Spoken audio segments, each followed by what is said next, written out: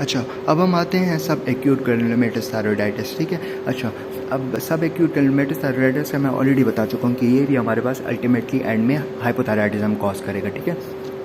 अच्छा, अब इसमें होता क्या है कि वही चीज़ है, ऑटो इम्यून डिसऑर्डर होता है, इम्यूनिटी इंक्रीज़ हो जाती है, एंटीबॉडीज़ बनती हैं, वो जाके ग्लैंड की डिस्ट्रक्शन काज करती हैं, ठीक है। अच्छा, अब ये उन लोगों में होता है जिनको कोई वायरल इन्फेक्शन की कोई हिस्ट्री हो, ठीक है। फॉर एग्जांपल कौन से वायरल इन्फेक्शन हो सकते हैं, मीज़ल हो सकता है, मम्स हो सकता है, इसके अलावा हमारे पास एडिनो वायरस हो सकता है जो हमारे पास ये सब एक्यूट ग्रैनुलोमेटस थायरॉइडाइटिस कॉज करता है, ठीक है। अच्छा, अब जो पेशेंट आता है ना तो उसकी हिस्ट्री में आपको ये नज़र आ रहा होता है कि उसको अपर रेस्पिरेटरी ट्रैक इन्फेक्शन था कुछ टाइम पहले, ठीक है, वायरल इन्फेक्शन था, ठीक है, और उसके बाद हमारे पास थायरॉइडाइटिस नज़र आ रहा है, तो वो आपको हिस्ट्री में बताएगा कि मुझे अपर रेस्पिरेटरी ट्रैक इन्फेक्शन था और मेनली वो वायरल था, ठीक है। अच्छा, अब इसकी मॉर्फोलॉजी जब आप देखते हो ना सब एक्यूट ग्रैनुलोमेटस ना, तो इसमें क्या होता है, ग्लैंड जो होता है ना वो हमारे पास या तो यूनिलेटरल हमारे पास वो इनलार्जमेंट होती है या तो बायलेटरल इनलार्जमेंट होती है, ठीक है।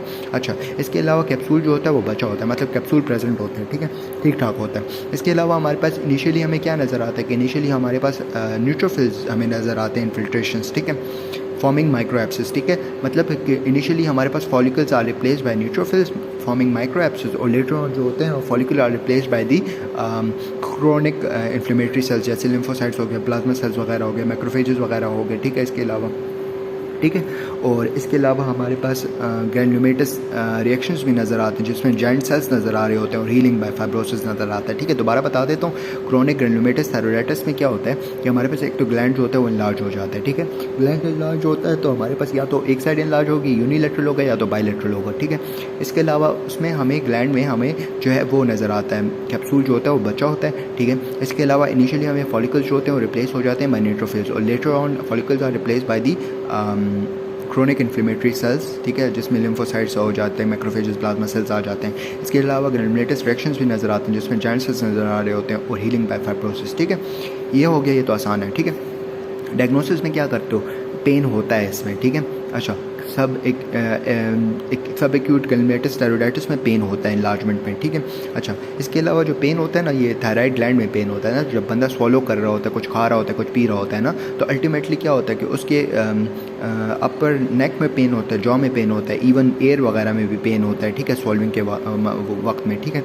और इसको जब आप सीरम देखते हो ना, सीरम में आपको क्या होता है, T3 T4 का लेवल जो होता है ना इनिशियली वो आपको बहुत ज़्यादा नज़र आता है because of the outburst, and TSH का लेवल कम नज़र आता है, और जब लेटर ऑन देखते हो तो T3 T4 का लेवल भी कम होता है और TSH का लेवल जो होता है वो ज़्यादा नज़र आता है, same as that of the Hashimoto, ठीक है। ये हमारे पास हो गया। अच्छा, इसके बाद आते हैं हम लोग सब एक्यूट लिम्फोसिटिक थायरॉइडाइटिस। तो सब एक्यूट लिम्फोसिटिक थायरॉइडाइटिस में क्या होता है कि हमारे पास ये मेनली पेनलेस होता है, ठीक है। पहले दो थे पेनफुल, ये है पेनलेस, ठीक है। और इसमें सब एक्यूट लिम्फोसिटिक थायरॉइडाइटिस में आपको पेशेंट हिस्ट्री देगा प्रेगनेंसी की, कि उसकी हमारी प्रेगनेंसी थी, उसकी कोई डिलीवरी हुई है, डिलीवरी के बाद उसको ये सिम्टम्स आना शुरू हो जाएंगे, ठीक है। तो क्या होता है, डिलीवरी के वक्त उसकी कोई ऑटो इम्यून रिएक्शन स्टार्ट हो जाते हैं जो against thyroid gland, and ultimately हमारे पास थायराइड ग्लैंड की डिस्ट्रक्शन होती है और थायरॉइडाइटिस हो जाता है और हाइपोथायराइडिज्म हो जाता है, ठीक है।